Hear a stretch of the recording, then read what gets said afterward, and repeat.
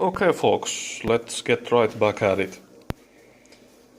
So, I got a new lathe tool, and this is actually for the CNC lathe, but I just got it, and I think I'm first gonna try it on the manual lathe to see what kind of a chip it makes and what kind of cutting parameters it likes. So, first about the tool. It's a TaeguTec. It's a South Korean toolmaker, which I think is supposed to be one of the oldest carbide factories in the world, and they actually make their own carbide and they sell it as well to many other tool manufacturers. So they say their carbide is maybe the best in the world. And when I used to work at my former school, we decided to buy TaeguTec tools for that CNC lathe that I used to work on. And the turning that I did on it, I was pretty impressed by these tools. And not only their cutting performance, but also the price. And what's a little bit special about this tool is that it uses a smaller size insert than the most common insert of this size. Let me show you in comparison. Okay, at the moment I cannot find my other tool that uses a larger size insert. But what I was meaning is that this insert saves carbide over the larger inserts while still having the same possible max depth of cut. So you buy less carbide for the same cuts. And these inserts are cheap. I think they were like €4.50 without tax per piece. And they have 6 cutting edges. It's a negative insert, of course. So it's well under €1 per edge, which is pretty good. So, and what kind of a cut this should be able to take. I have 2 types of inserts. This one is for better cutting conditions, for better wear resistance, and this is a tougher grade for less favorable conditions and slower cutting speeds. So the more wear resistant actually goes to 440 meters per minute, which is it's huge for steel. I cannot do the transformation to surface feet per minute in my head, but I will post it somewhere. And the depth of cut is from 0.5 millimeter to 3.5 millimeters. And the feed goes from 1500 to 0.4 millimeters per revolution. So this is good for some pretty aggressive cutting, but I also intend to use this for my finishing, my type of finishing. I don't have to do any serious surface quality in the jobs that I have now. So this is gonna do fine for finishing passes as well. At least I hope so. We will see if it will actually break the chip at 0.5 millimeter depth of cut and 0.15 millimeters per revolution. So, I guess this is enough talking. You can see the numbers here. So let's set this up in the lathe and try to actually do something with it. And by the way, let me make it clear at the moment, TaeguTec or the seller is not paying me anything. This is just me trying out this tool. And I still don't know whether or not I even like this tool, but we will find out. Okay, at the TOS lathe now, I have an empty tool holder in here, ready to put the tool in. So let's do that first.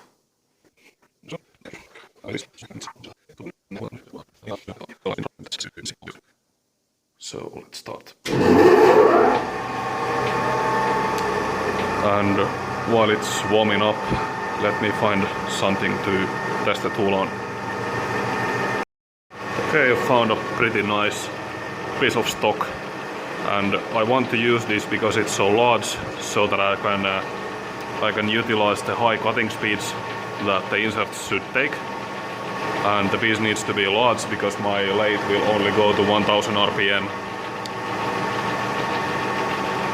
And also because I know that this is S355 steel, which I think is pretty similar to 10-018, which is what I will be cutting the most. So let me set this up in the forge.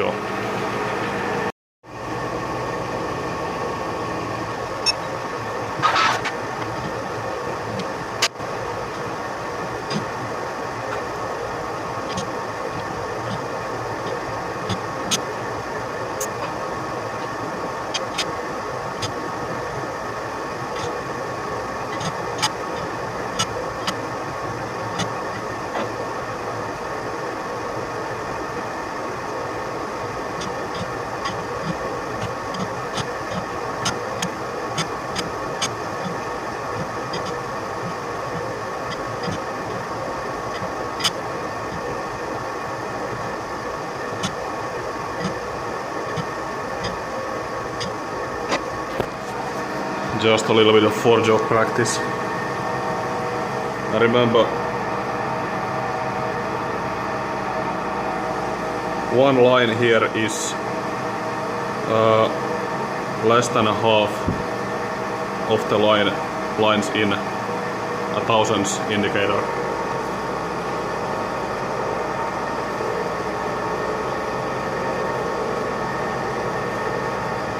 It's pretty much spot on. Within 1/100th of a millimeter. Not many people in my country like to use forges. I think it's much more common in the States. And people ask me why I use the forge. And well, mostly because I like it. It's kind of fun to dial stuff in.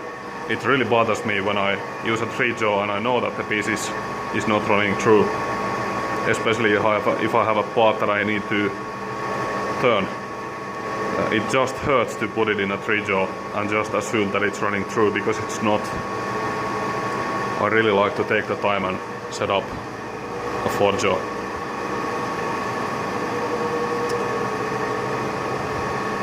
So, because it's fun and because it makes better parts.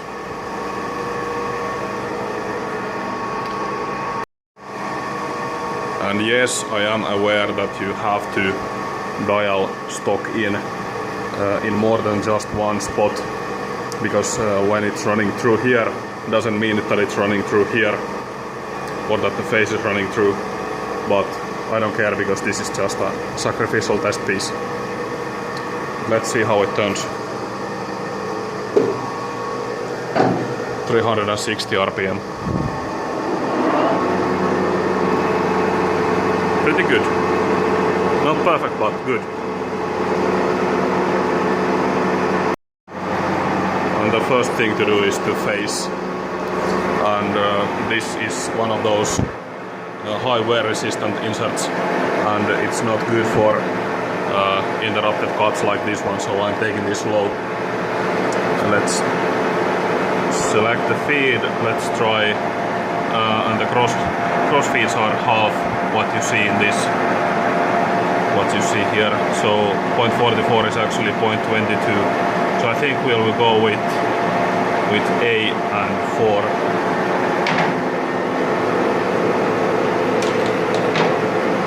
Okay. Dial in like 1 millimeter. Let's see how it does.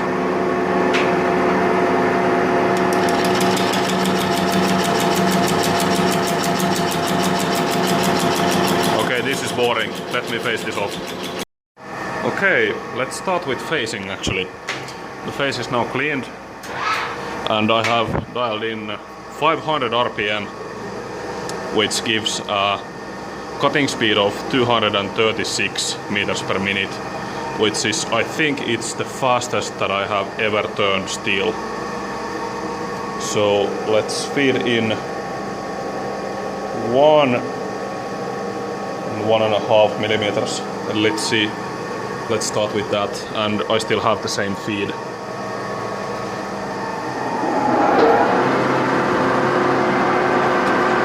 Turning on the wire delta switch. Have to be quick with that one so the breakers won't break. Okay, here we go.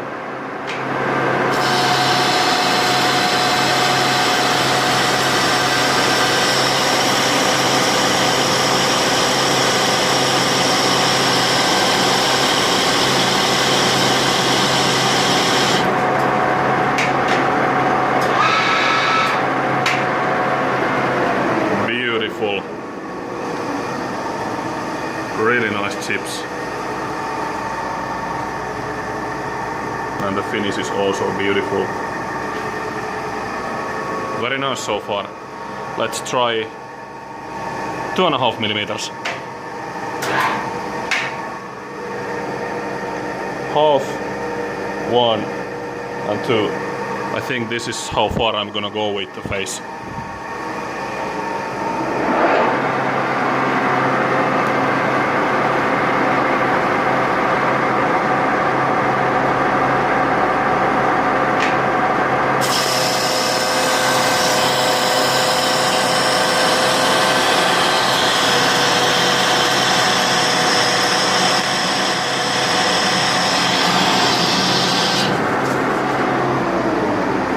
Okay, beautiful cutting. I really like that.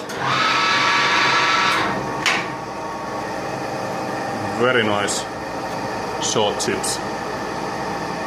Okay, let's find out the other side of the depth of cut. So, in other words, let's try 0.5 millimeter and let's see if that breaks the chips. If it breaks the chips. Sorry, it's getting late, but I still want to try this out. Okay, so 0.5 millimeter.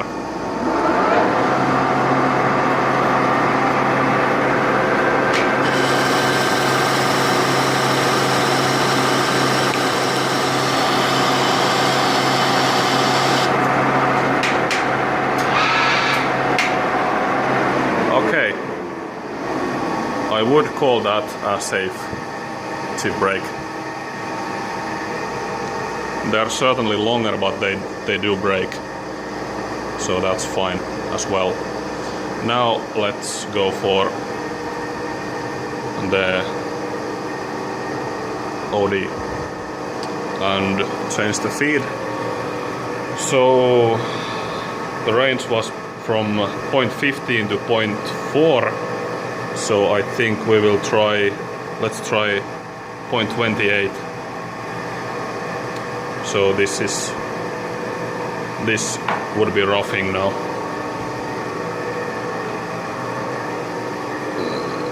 Have to switch on the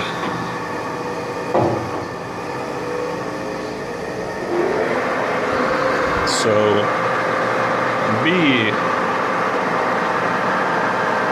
C and 5. Okay. On the same speed, 500 RPM. Exactly. And we have dialed in the 0. So let's pretend we have 3 now, and from here to here is 1 millimeter of diameter. So let's start from, let's try a little bit over a millimeter first. It's a very light cut.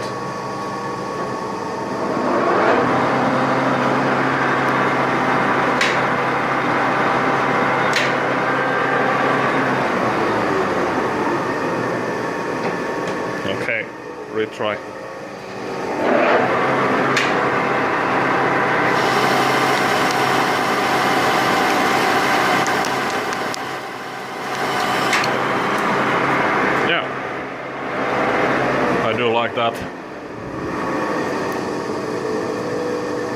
I like that. The finish is beautiful.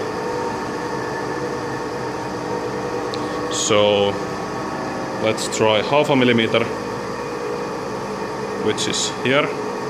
Actually, let's go with just 0.75 of diameter, which is less than 0.5 millimeter per side.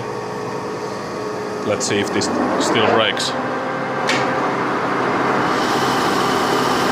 Yeah, it still breaks.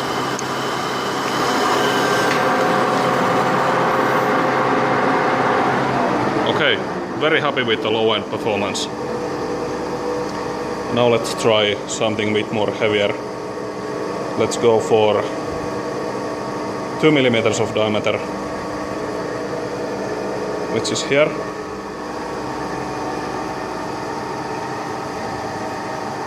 This should still be plenty easy.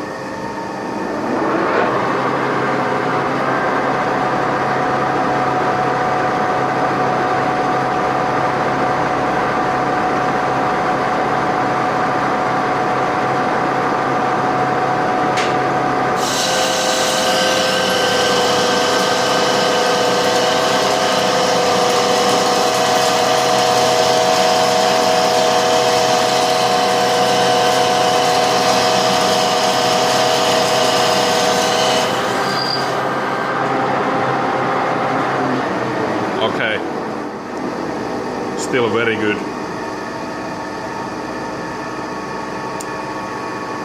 So, when it entered the full depth of cut, it was taking about 3 millimeters of diameter. So, let's go for, where are we now? Let's reset 0, so we're at 9. And we want to try 3.5 millimeters, which is the full DOC for this insert. So it's 7 on the dial. 1, 2, 3, 4, 5, 6, 7. Yeah, and that's 3.5 per side. And this is starting to get pretty aggressive. Let's see how it goes. I'll keep my hand on the feed stop all the time.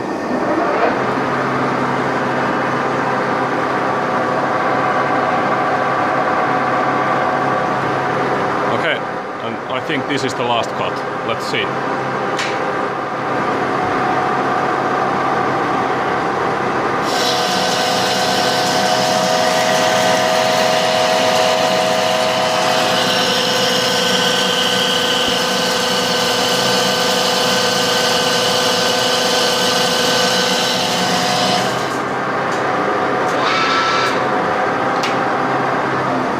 Ooh, beautiful. Beautiful. I think that's not far from the best cut that I've ever taken.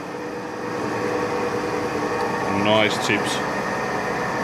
I could still increase the feed if I wanted to go further, but I think I'm gonna leave that to another time.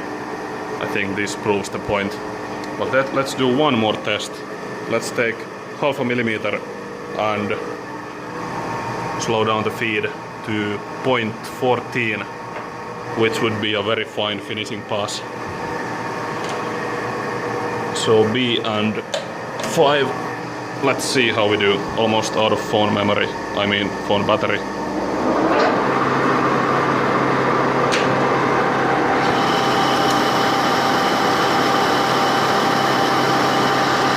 Still barely braking.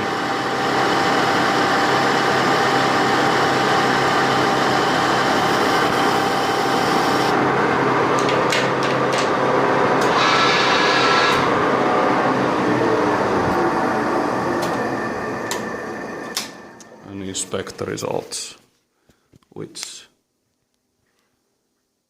seem to be pretty good. I really like the finish. Wow, it's very, very smooth. And it was still braking the chip, which is also awesome. And remember, it was only supposed to go to 0.15, and I was at 0.14. So it was actually doing a little bit better than it was supposed to. And this steel is not the easiest materials to cut. talking about chip breaking.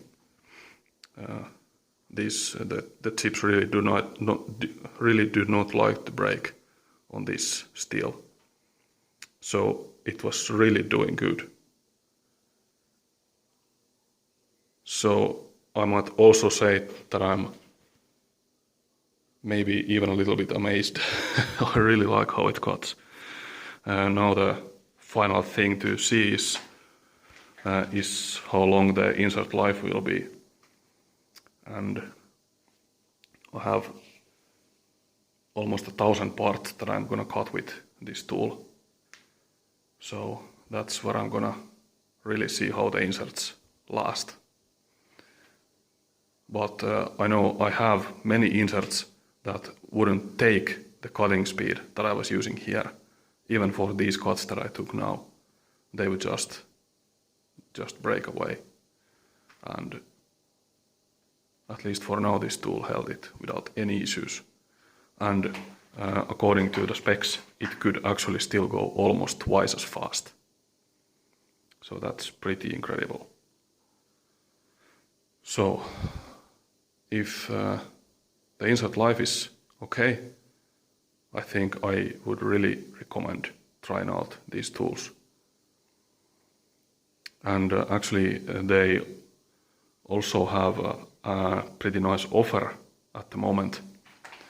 I bought this holder and 2 sets of inserts, 2 sets of 10, and I got 85% discount on the tool itself, which I think is pretty amazing.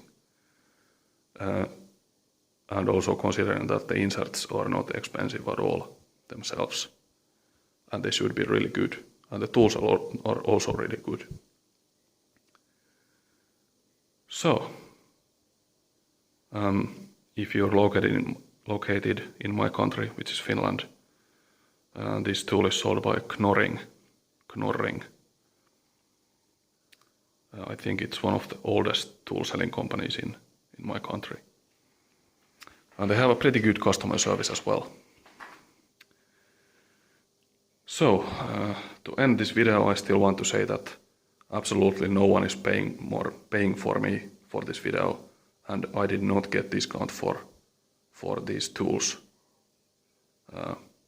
by making this video. I just wanted to try it out, and I really have to say that I honestly like this tool a lot,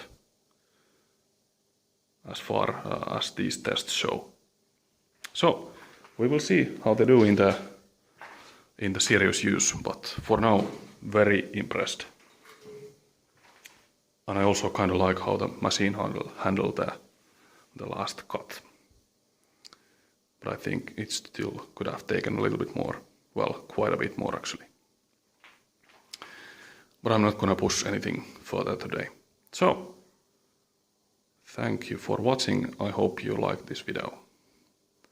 And if you have some tool suggestions, please let me know. Maybe I can try out some of them. So, until next time, bye.